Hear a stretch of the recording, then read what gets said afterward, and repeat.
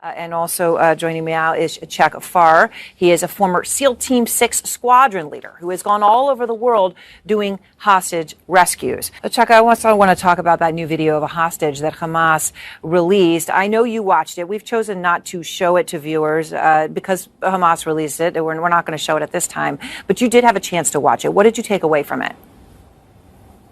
Well, I was listening very carefully. I heard the sound of ventilators, which maybe confirmed what I suspect is that she was being held underground. I noticed some audio inconsistencies. There was some sound of shelling off screen. She didn't react to it. There was also very incongruous the sound of an automobile horn. I would suspect that she and all of the other hostages are in fact being held underground. I also noticed her hair and makeup had been done. She has an injury to her arm, pretty severe injury from what I could see. It appeared to me she'd been prepared for a video appearance.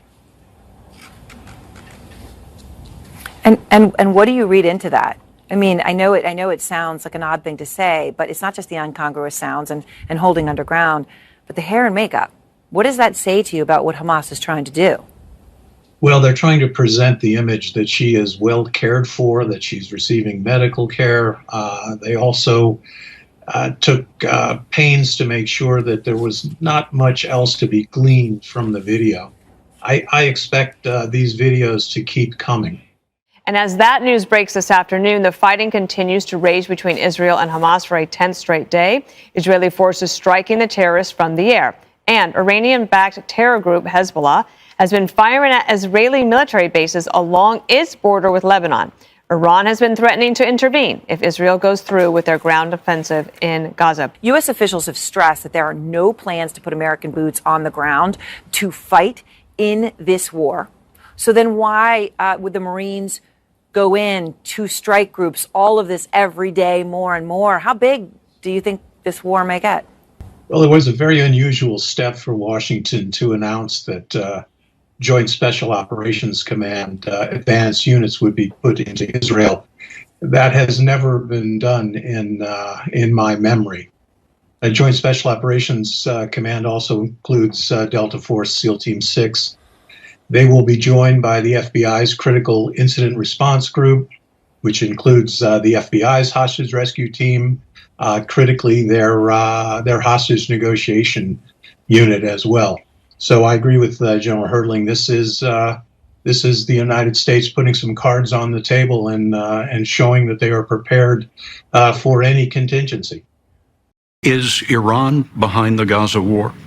I don't want to get into classified information, but to be very blunt with you, there is no clear evidence of that. Iran constantly supports Hamas and Hezbollah. I don't mean that, but in terms of did they have foreknowledge? Did they help plan the attack? There's no evidence of that at this point. What is your message to Hezbollah and its backer, Iran? Don't. Netanyahu directly linking Iran to the Hamas terror attacks. Hamas is an axis of evil of Hezbollah, Hamas, and Iran, and those who do work for them. Their goal is to destroy Israel and murder us all. And as Israel preps an all-out assault on Hamas, President Biden is now calling for some restraint. Do you believe that Hamas must be eliminated entirely? Yes, I do. But there needs to be a Palestinian Authority. There needs to be a path to a Palestinian state. Would you support Israeli occupation of Gaza at this point? I think it'd be a big mistake. And it allows for neither compromise nor mediation. We don't want peace. We want war. We want victory. Ezekiel agrees with this. In fact, he says a storm is coming. So that those of you who are hoping that somehow there will be peace in the Middle East, it's impossible. As one of my Israeli friends said to me, you know, when the socialists were running the Palestinian Authority, he said there was a hope of peace. But now that the religionists have taken over, the Islamists, he says there's absolutely no hope of peace. because now it has become a theological issue.